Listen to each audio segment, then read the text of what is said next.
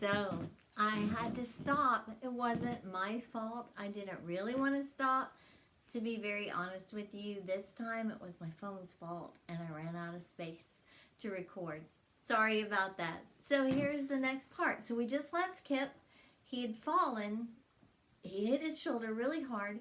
He was expecting to hit harder ground, but it ends up he didn't. So I'll pick it up right there. Here we go. Night Gardener. He fell to the ground, landing hard on his shoulder. "I'm fine," he called to Molly before she could offer help. Kip stood, breathing hard. His shoulder was throbbing and it hurt to hold the rake in that hand. He hopped closer to the spot and using just one hand raked back the edge of the pile. Where he should have found dirt or grass, he saw only more leaves.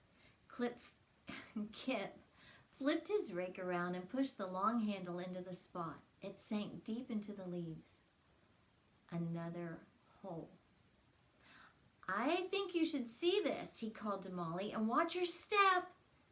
Kip and his sister spent the next half hour clearing the area around the tree. What had started as 2 holes had now become 6, all in a row. They were of similar size, but for length, which ran from short to long. The hole closest to the house was about the size of a grown man. The hole at the other end, the size of a little girl. I wish you were here with me, telling me exactly what those holes and who those holes were for and what kind of holes they were.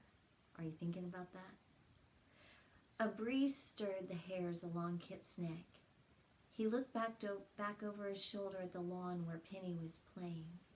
Little green hills rose and fell as far as he could see, each of them about the length of a body. "Malls, I don't think those are just hills," he said, staring at the rolling mounds, more than he could count. He felt Molly's hand wrap around his own. Her skin was clammy with perspiration. "This whole place," she whispered, "it's just one giant graveyard." "No," Kip swallowed, peering back at the tree. "It's one giant trap." "What's all that behind you?" called Penny, who had seen them looking in her direction. She skipped towards them. "Are you making a fort?" "Stay back," Kip called. He hopped in front of the smallest grave, blocking her path. "Penny," Molly said, her voice sweet but tense, "could you go back inside and check on your mom's hot water and tell the doctor we're almost finished? He'll know what that means." Penny stared at them for a moment, no doubt suspecting that she was being left out of something very interesting. "Fine," she said, and marched towards the house. "Oh, that was close," Kip said when the girl had finally disappeared through the front door. He looked up at his sister, who was still staring at the expanse of graves. "You were right," she said. "I shouldn't have brought us here." Kip stared at her pale face. Her once green eyes were now almost black.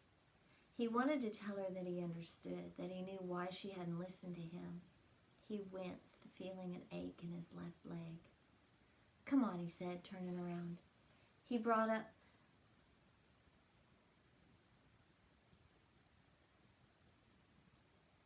Maybe I don't want to share that part.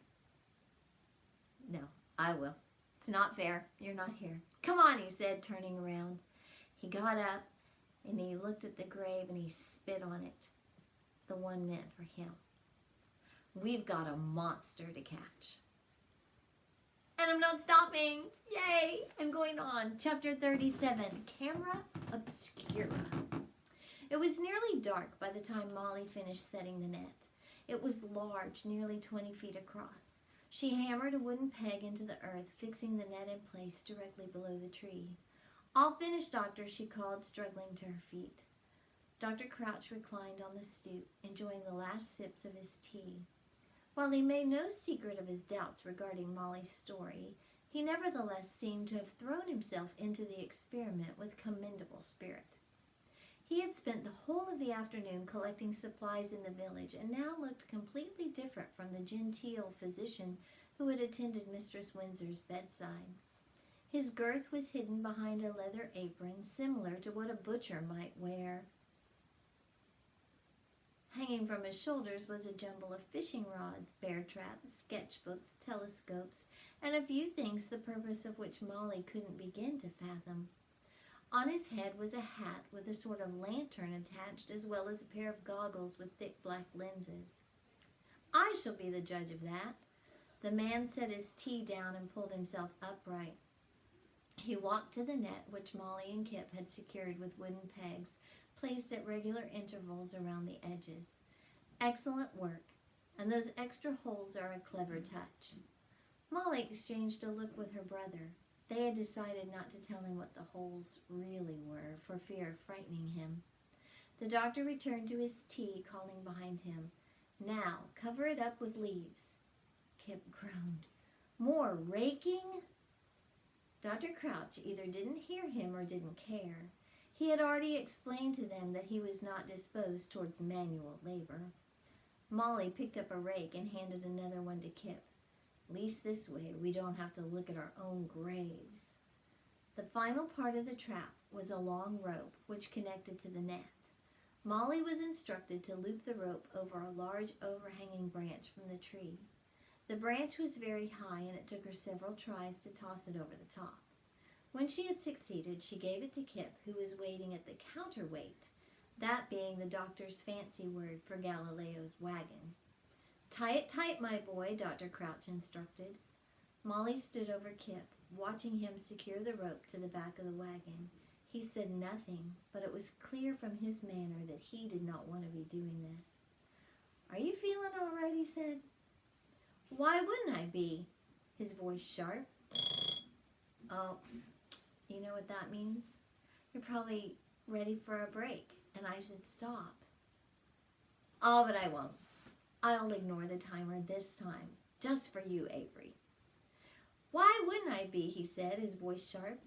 In recent days, Kip had been quieter and slower to smile. It felt like every question that came from his mouth was some sort of test that she was destined to fail. Every so often she noticed him massaging the hip of his bad leg, a strained look on his face. Molly supposed that he had always felt pain, but only recently was he letting it show. Kip cinched the knot tight and hopped past Molly. "Doctor, we're all set." The only thing left now was to wait.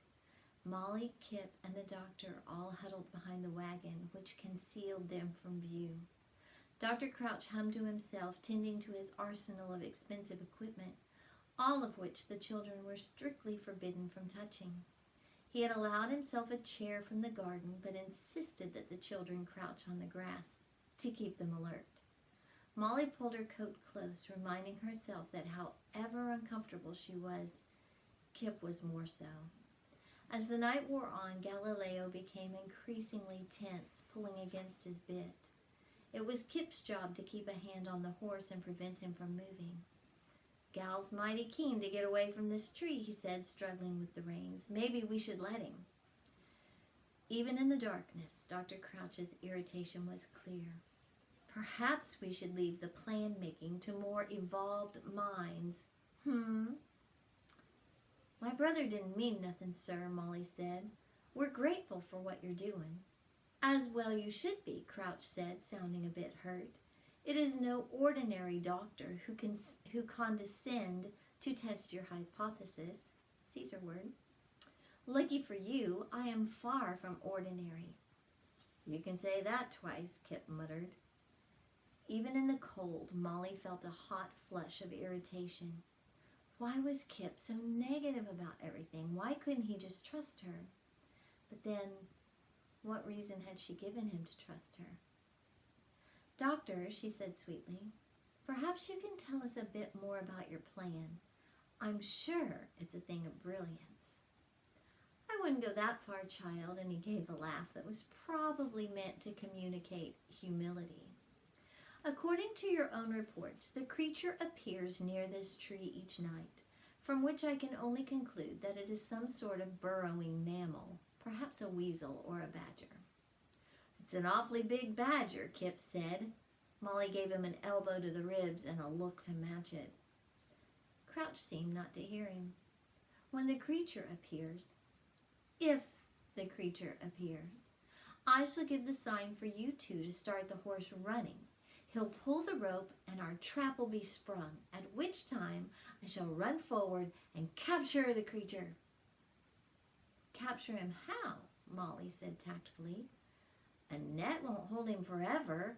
You'll need to lock him up. Or kill him, Kip added.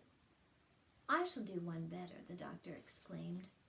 I shall freeze it forever in time. He gestured proudly to a device perched atop a tripod. It looked like a pair of billows attached to a bread box, wearing a cape. A variety of straps and cords dangled from the back, one of which seemed to contain a button. Molly studied the strange apparatus. What is that thing? The man chuckled. This thing is a camera obscura.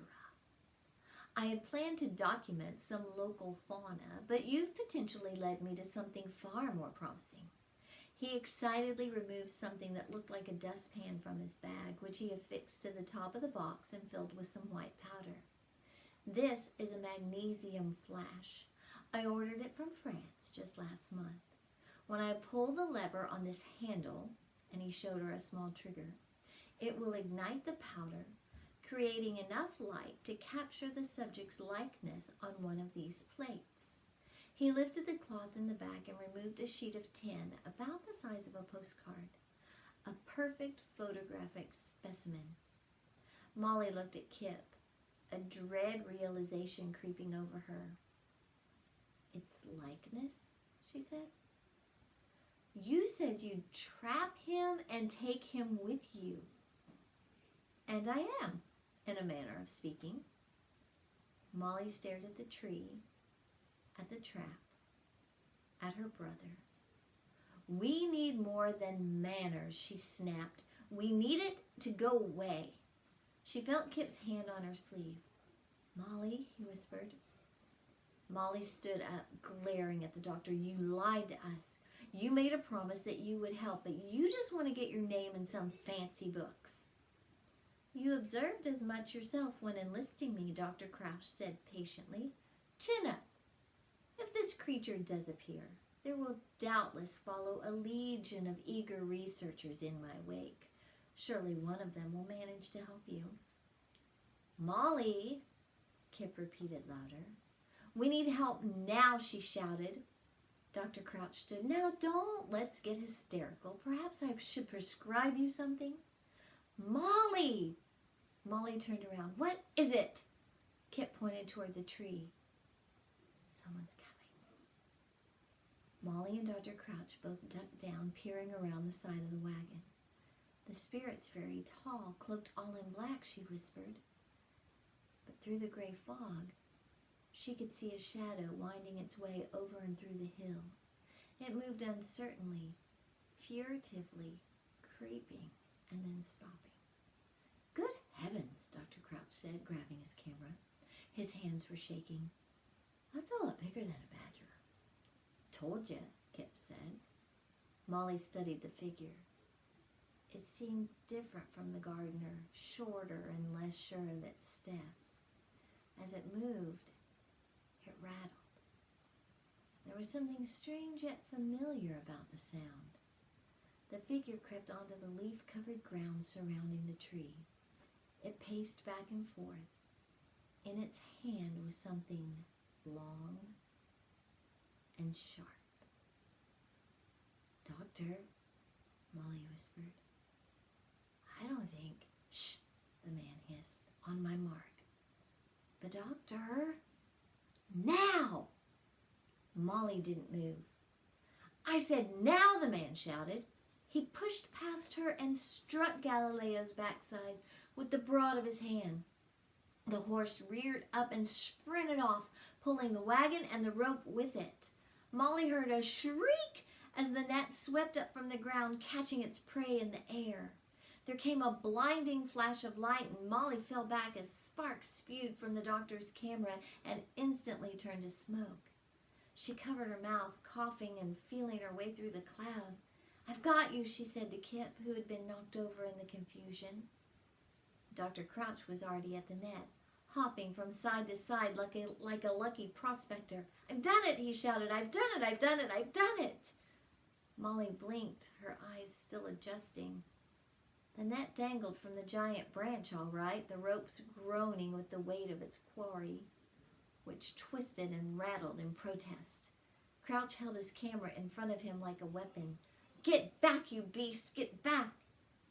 And the net slowly turned around, and Molly saw a weathered face, crowned by white hair and two fiendish eyes.